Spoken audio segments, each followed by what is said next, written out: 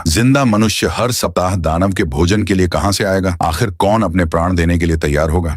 ये सब बातें सोचते सोचते राजा के दिमाग की नसें फटी जा रही थीं। फिर कुछ बुद्धिमान मंत्रियों की सलाह पर राजा ने घोषणा करवा दी कि जो भी व्यक्ति अपनी बलि देगा उसे उसके वजन के बराबर चांदी के सिक्के दिए जाएंगे। नगर के लोगों ने जब राजा की घोषणा सुनी तो हर तरफ उसकी आलोचना होने लगी। कैसा राजा है यह जो अपनी ही प्रजा के लोगों को मौत के मुंह में धकेल रहा है? भला कौन मूर्ख होगा जो धन के बदले अपने प्राण देने को तैयार होगा? और वैसे भी मरने के बाद धन किस काम का? ऐसे ही दिन बीतने लगे। कोई भी व्यक्ति राजा की शर्त मानने को आगे नहीं आया। राजा की चिंता हर खत्म होते दिन के साथ बढ़ती जा रही थी। दानव को दिए वचन में अब बस 2 ही दिन शेष थे। राजा के नगर में एक घर भीखा का भी था। भीखा के परिवार में उसका पिता, उसकी पत्नी और 2 बच्चे थे। भीखा मेहनत मजदूरी करके बड़ी ही मुश्किल परिस्थितियों में अपने परिवार का लालन पालन करने की नाकाम कोशिश कर रहा था, क्योंकि हर रोज उसे काम भी नहीं मिलता था। परिवार की स्थिति इतनी दयनीय थी कि जिस दिन भीखा को काम नहीं मिलता उस दिन परिवार के सदस्यों को भूखा ही सोना पड़ता। भीखा के बाप ने भीखा को राजा की घोषणा के बारे में बताकर उसे राजा के पास जाने की सलाह दी। पिता के मुख से ऐसी बात सुन भीखा का हृदय मारे दुख के छलनी हो गया। पर बेचारा करता भी तो क्या? वह पिता की बात से सहमत हो गया और अत्यंत भारी हृदय से राजा के पास चला जाता है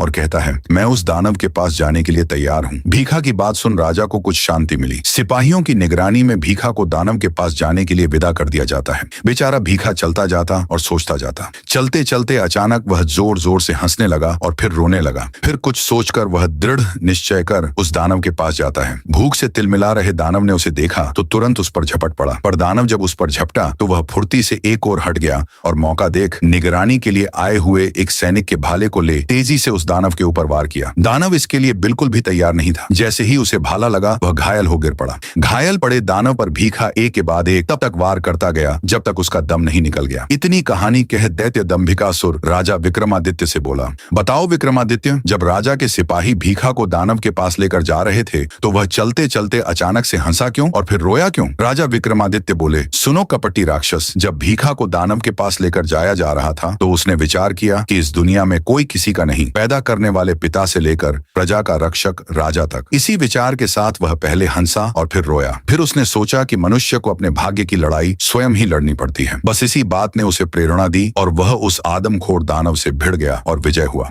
विक्रमादित्य का जवाब सुन दंभिकासुर बोला, तू वाकई में बड़ा बुद्धिमान है विक्रमादित्य, पर अफसोस इस बात का है कि अब तू मेरे हाथों मरने वाला है।